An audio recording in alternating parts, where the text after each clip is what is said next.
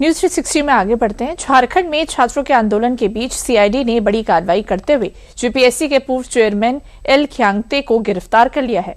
आखिर एल खियांगते की इस पूरे मामले में क्या भूमिका थी, देखिए इस रिपोर्ट में।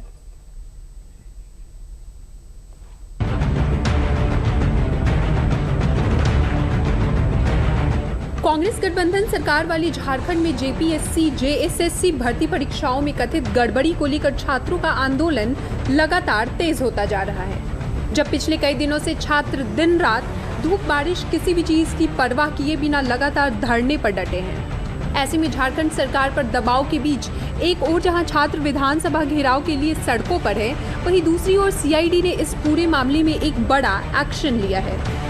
जेपीएससी के पूर्व चेयरमैन एल खियांगते को गिरफ्तार कर लिया गया है। सीआईडी की जांच में कथित अनियमितताओं से जुड़े पुख्ता सबूत सामने आने के बाद यह कार्रवाई की गई है।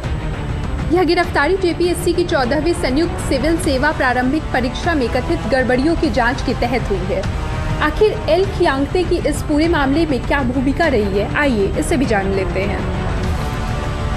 खियांगते पहले झारखंड के मुख्य सचिव रह चुके हैं। फरवरी 2025 में उन्हें जेपीएससी का अध्यक्ष बनाया गया था।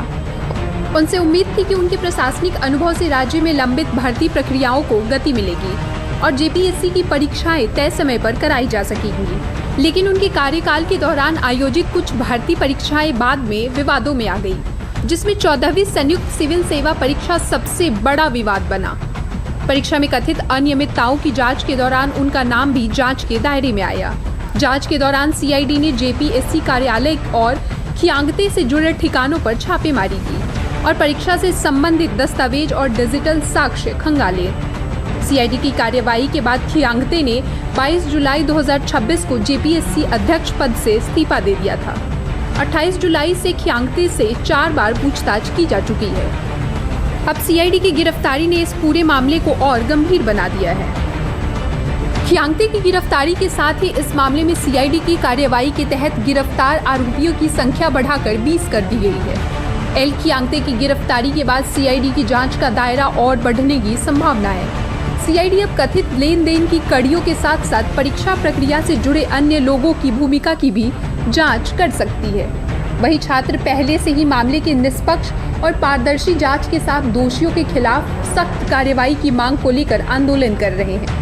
ऐसे में पूर्व चेयरमैन की गिरफ्तारी ने इस पूरे मामले को नया मोड़ दे दिया है।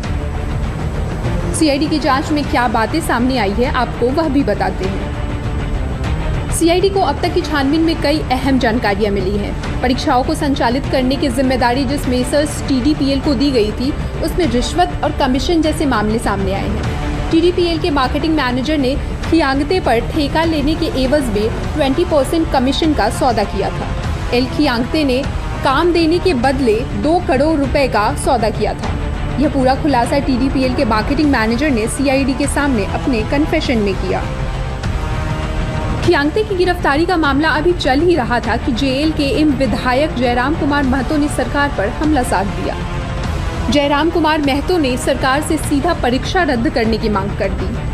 सरकार की विफलता है, उन्हें एक बिंदु जो थी उस पर मान लेनी चाहिए। जैसे कि मान के चलिए सरकार इस बात का हवाला दे रही है कि सुप्रीम कोर्ट के निगरानी में सीजीएल की परीक्षा है, तो जिस प्रकार आप ईडी जांच के लिए सुप्रीम कोर्ट से या फिर कोर्ट से अनुरोध करेंगे, ठीक उसी प्रकार जो उस परीक्षा है उस परीक्षा के लिए भी अनुरोध कर देते हैं। ऐसे भी जो परीक्षा कोर्ट ने यह कर नियुक्ति दिया था वो कंडीशनल ज्वाइनिंग थी कि अगर सीआईडी की जाँच के बहाने आप नियुक्ति को नहीं रोके तो आप सीआईडी की जांच में अगर वो दोषी पाए जाते हैं तो रद्द करने का अधिकार है, तो इस बात का अनुरोध कर सकते हैं। और ऐसे भी न्यायालय में झारखंड सरकार स्वयं एक पार्टी भी होती है, तो उस नाते वो अपना पक्ष रखे कि हमें, और सीआईडी को कहे कि अपना पक्ष को रखे और उसके आलोक में वो मांगे कि इस परीक्षा को रद्द किया जाए। जेपीएससी के पूर्व चेयरमैन की गिरफ्तारी के बाद झारखंड में भर्ती परीक्षाओं को लेकर चल रहा विवाद अब और गहराता जा रहा है। एक तरफ सीआईडी के जांच में कथित कमीशन और लेनदेन से जुड़े खुलासे सामने आ रहे हैं, तो दूसरी तरफ छात्र सड़क पर उतरकर परीक्षा प्रक्रिया में पारदर्शिता और निष्पक्ष जांच की मांग कर रहे हैं।